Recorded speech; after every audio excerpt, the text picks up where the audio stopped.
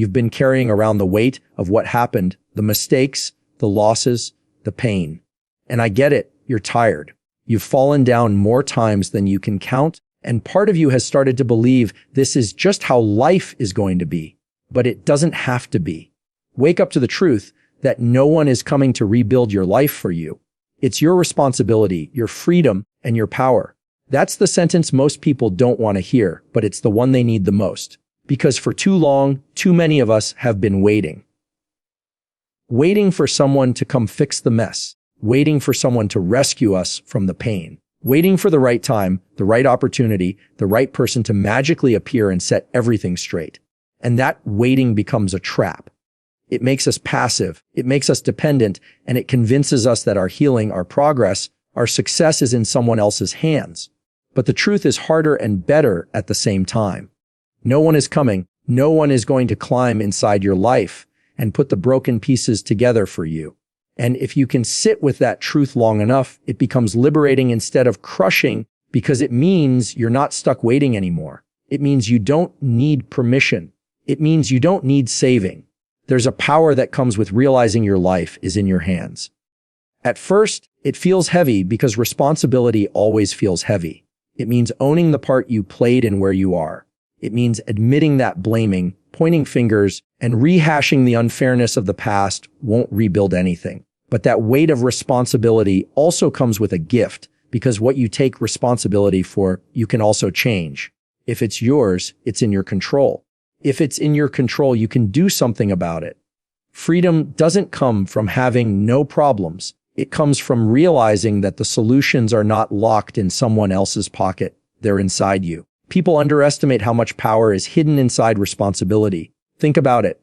When you shift the mindset from, I hope somebody helps me, to, I'm going to help myself, your energy changes. Your posture changes.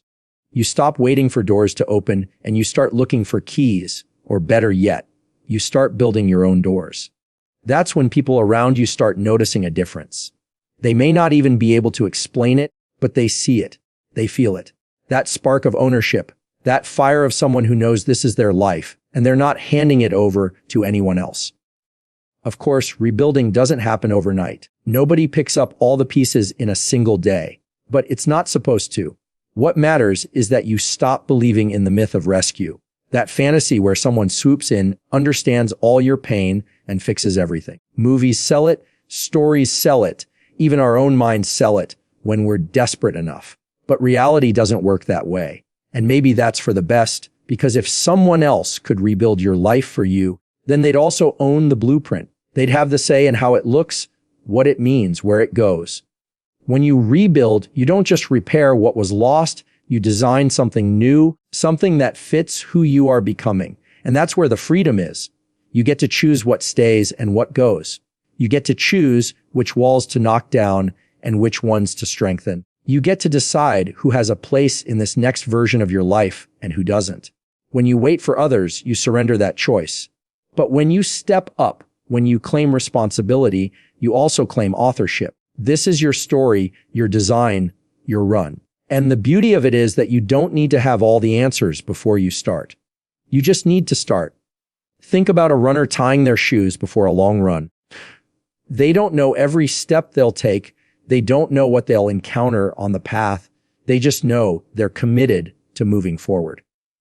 That's what rebuilding your life is. You don't need the whole map. You need the courage to move one step, and then another, and then another. Responsibility is not about having everything figured out. It's about refusing to sit in the waiting room of your own life any longer. The mistake people make is assuming responsibility means perfection. They think if it's their job to rebuild, then they can't afford to stumble. They can't afford to get tired. They can't afford to mess up. But that's not what responsibility means. Responsibility is about ownership, not flawless execution. It's about saying, even if I fall, I'm still in charge of getting back up. It's about saying, even if I fail 100 times, I'll keep swinging the hammer. I'll keep laying the bricks, because this is my house, my future, and no one else can do it for me. That's the kind of mindset that separates people who stay broken from people who rebuild stronger than before.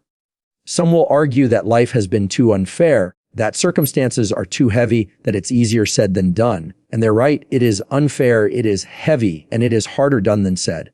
But here's the question: if not you, then who?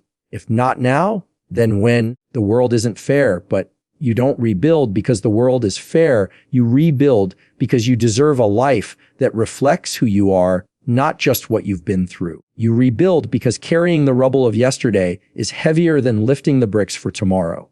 You rebuild because no matter what's been taken from you, the ability to rise has not been taken. It's not about waiting for courage either. People think they need to feel brave before they take responsibility, but courage doesn't show up first. Responsibility does. Courage follows. The act of standing up, of saying, "This is mine to do," that creates the courage. Every time you take ownership, every time you decide to act instead of wait, you build strength. Little by little, day by day, step by step. And before you know it, you look back and realize the person who thought they couldn't do it is gone, replaced by someone who knows they can.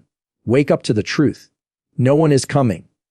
It's not a punishment, it's an invitation to step into the most powerful version of yourself, the one that doesn't rely on someone else to build, the one that knows freedom comes from responsibility, and responsibility is not a burden but the birthplace of power. Rebuilding starts with one decision, one step, one run toward the version of yourself you refuse to give up on.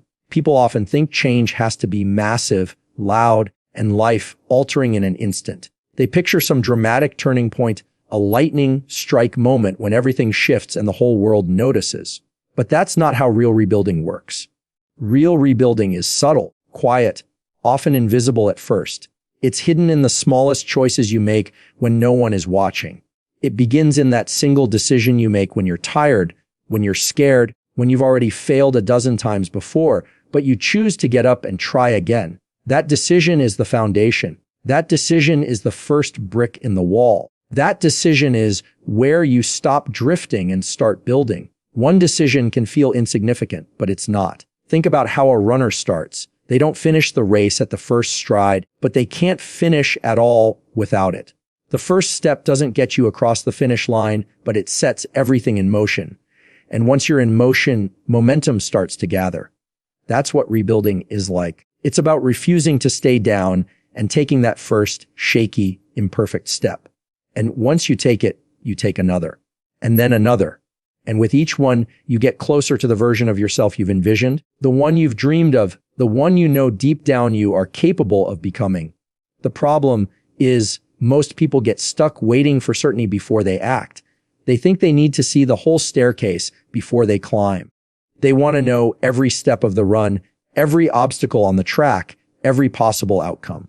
But life doesn't give you that. Life only gives you the step right in front of you. And if you're too afraid to take it until you know everything, you'll never move at all. That's why rebuilding starts small. That's why it starts with one decision. You don't need the whole map. You just need to decide you're not staying where you are. You don't need to run the marathon today. You just need to take that first stride and commit to the next. Rebuilding is not about perfection. It's about progression. Every step counts. Every choice stacks. You may not see the results right away, but results were never meant to show up instantly. They are planted long before they are visible. When you make that decision to move, to act, to choose differently, you are planting seeds of change in the soil of your life. They won't sprout overnight, but they will sprout. And if you keep stepping, keep planting, keep running, you will look up one day and realize you've become someone you didn't think was possible. The version of yourself you refuse to give up on. That's important. Because rebuilding isn't just about moving away from the pain, the failure, or the disappointment. It's about moving toward something greater. If all you focus on is what you're running from, you'll burn out. Fear can get you started, but it won't sustain you. Hope, vision, belief, those are the things that fuel you long term. That future version of you, the one who is stronger, freer, more disciplined, more at peace, that version has to become real in your mind before it becomes real in your life. You have to see it, feel it, talk to it, fight for it. Because rebuilding isn't just construction, it's conviction. There will be setbacks.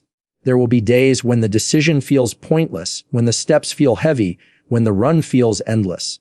That's part of the process. You're not just rebuilding circumstances, you're rebuilding yourself. Every time you choose to keep going when it's hard, you're not only repairing the cracks of your life, you're reinforcing the foundation of who you are. Resilience is forged in those moments when you could quit but you don't.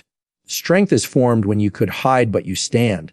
Character is built when you could give up but you choose to keep moving toward the version of yourself you will not abandon. It's easy to abandon yourself. It's easy to convince yourself that you're too broken, too late, too far gone. But easy is not the same as true. The truth is you are never too broken to rebuild, never too late to restart, never too far gone to take one step. That's why the power is in the decision, not the outcome. Because the decision says, I'm not done yet. The decision says, I will not betray myself. The decision says, even if the world has given up on me, I will not give up on me. That decision, repeated day after day, step after step, is what transforms you. Rebuilding is not glamorous most of the time. It looks like discipline when no one is watching. It looks like choosing what you need over what you want in the moment. It looks like saying no to distractions, no to destructive habits, no to the lies that whisper you can't change. And every time you say no to those, you are saying yes to yourself. You are saying yes to the life you're running toward. You are saying yes to the version of you that is waiting on the other side of consistency. And here's the truth about that version of you. You already know them. Deep down, you've seen glimpses of them in your best moments. The times you showed courage when you thought you had none. The times you were kind when it would have been easier to be cold. The times you stood up when no one else would. That version isn't some stranger you're chasing. That version is already inside you, waiting to be uncovered, waiting to be given room to grow. Rebuilding is simply the process of removing everything that's been keeping that version buried. So when you think about rebuilding, don't think about the 1,000 steps ahead. Don't think about the whole mountain. Think about one decision, one step, one run. That's how you move. That's how you build momentum. That's how you prove to yourself that you're not finished, that your story isn't over, that your best self is still possible. Because it is. It always is.